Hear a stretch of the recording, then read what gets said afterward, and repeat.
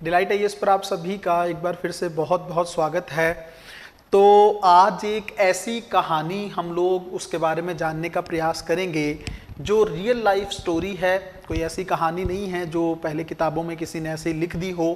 खास करके भारतीय समाज के लिए आज की जो स्टोरी है वो बहुत ही ज़्यादा मोटिवेशन का काम कर सकती है। ऐसा समाज जो आज भी पित्तर सत्तावादी प्रवृत्ति को अपनाकर ही आगे बढ़ रहा है ना। लड़कियों को रोकना, समाज में आज भी उनके लिए इक्वल अपॉर्चुनिटीज़ का उपलब्ध ना होना, ऐसी सिचुएशन में कहीं ना कहीं पे यह जानना ज़रूरी है कि ये एक ऐसी महिला अधिकारी जिन्होंने अपने नाम के सामने अगर आप देखेंगे तो लिखा हुआ है जनता की अधिकारी होने का टैग जो है वो हासिल किया है। ये समिता सब्रवाल हैं। 1977 में इनका पश्चिम बंगाल के दार्जिलिंग में जन्म हुआ और आपको जानकर ये खुशी होगी कि भारत में अभी तक की सबसे युवा महिला आईएएस अधिकारी का दर्जा इनको मिला हुआ है ना। टीना डाबी भी हैं लेकिन उनके साथ ही इनको जो है इनकी एज जो है कम थी। तो ऐसी सिचुएशन में और इवन बहुत कम अधिकारी ऐसे होते हैं खास करके जिनको जनता पसंद करती है। तेलंगाना कैडर में ये सर्विस कर रही हैं और बहुत अच्छी अच्छी पोजीशंस पे ये पहुंच चुकी हैं। बट इनका जीवन और ऐसे समय में जब आप सोच के देखो, उस समय तो पित्तर सत्तावादी जो प्रवृत्ति है वो बहुत ज़्यादा थी समाज में। ऐसी सिचुएशन में भी इन्होंने अपने आप को ऐसी इतनी बड़ी पोजीशन तक ये लेकर गई। तो 1977 में इनका जन्म होता है और ये पश्चिम बंगाल से, इनके पिताजी जो हैं वो उस समय आंध्र प्रदेश में सर्विस कर रहे थे आर्मी में। तो ये वहाँ पर इनकी स्कूलिंग वगैरह हुई। 12th में इन्होंने टॉप किया स्टेट को और यूपीएससी में फर्स्ट अटैम्प्ट में ये प्रीलिम्स में फेल हो गई थी। तो फर्स्ट अटैम्प्ट में तो इनका प्रीलिम्स एग्जामिनेशन भी क्वालिफाई नहीं हुआ है ना। फर्स्ट अटैम्प्ट में प्रीलिम्स भी क्वालिफाई नहीं हुआ, लेकिन सेकंड अटैम्प्ट में अगर आप देखेंगे तो इन्होंने ऑल इंडिया के स्तर पर ऑल इंडिया रैंक जो है वो 4 हासिल किया है ना। तो कहीं ना कहीं पे और भारत की युवा महिला आईएएस अधिकारी बन गई हैं।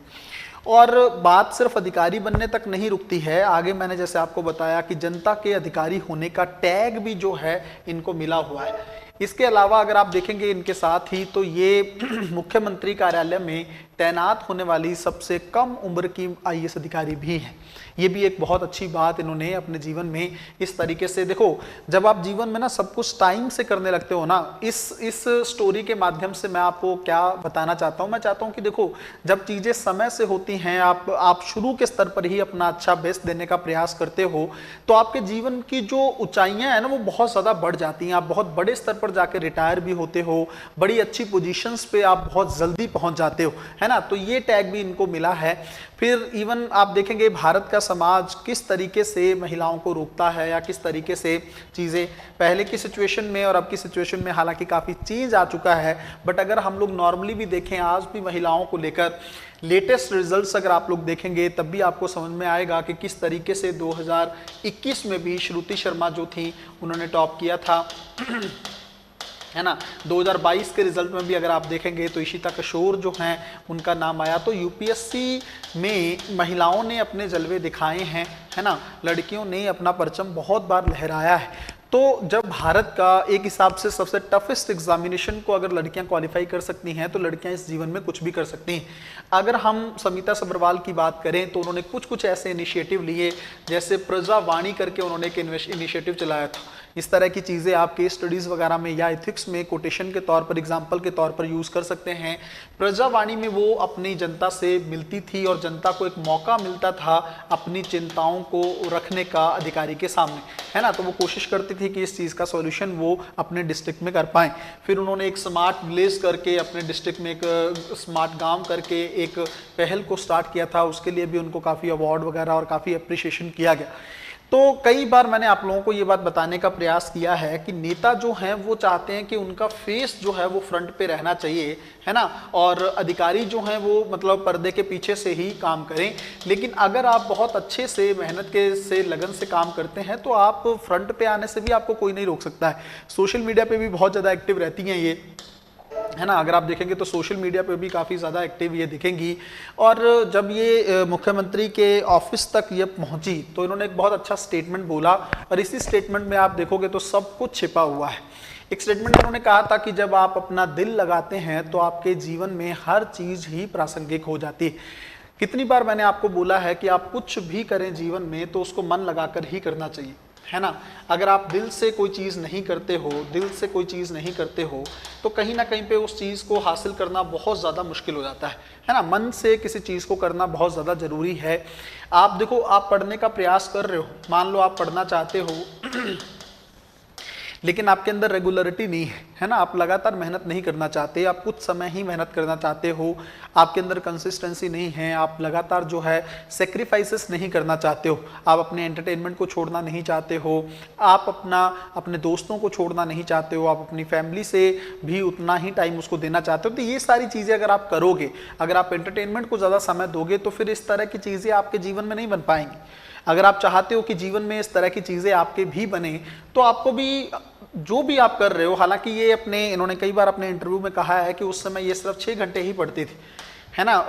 पब्लिक एडमिनिस्ट्रेशन शायद इनका ऑप्शनल था, और एंथ्रोपोलॉजी उस समय 2 ऑप्शनल हुआ करते थे। तो लगभग 2000 में इन्होंने ऑल इंडिया रैंक हासिल किया था 4। तो उस समय 2 ऑप्शनल यूपीएससी में होते थे, इतना आसान नहीं थी जर्नी, मुश्किल थी, और ख़ास करके ऐसे समय में जब महिलाओं को इतना ज़्यादा प्रमोट ना किया जाता हो, ऐसी सिचुएशन में भी इन्होंने यूपीएससी में बहुत अच्छे स्तर पर एक अच्छा रैंक हासिल किया, और तब से लेकर अभी तक लोगों को मोटिवेट करती चली आ रही हैं। आप एक चीज़ सोच के देखिए, कई बार क्या होता है, हमें बनने तक हमारे अंदर मोटिवेशन होता है ना, हमें ये होता है कि हाँ हम बन जाएं।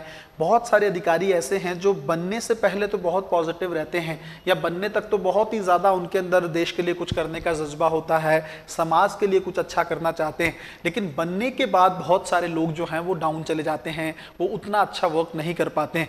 बट ये एक ऐसी अधिकारी हैं जिन्होंने लगातार अपने आप को मोटिवेट रखा है सोसाइटी के लिए वर्क करने के लिए। लगातार आपको पता है, महिलाओं को लेकर, खास करके लिंग समानता को लेकर, जेंडर इक्वालिटी को लेकर ये लगातार काम करती रही, है ना। ये चाहती हैं कि महिलाओं को उस तरह से अपॉर्चुनिटीज जरूर मिलनी चाहिए जो आज तक उनको नहीं मिल पाई।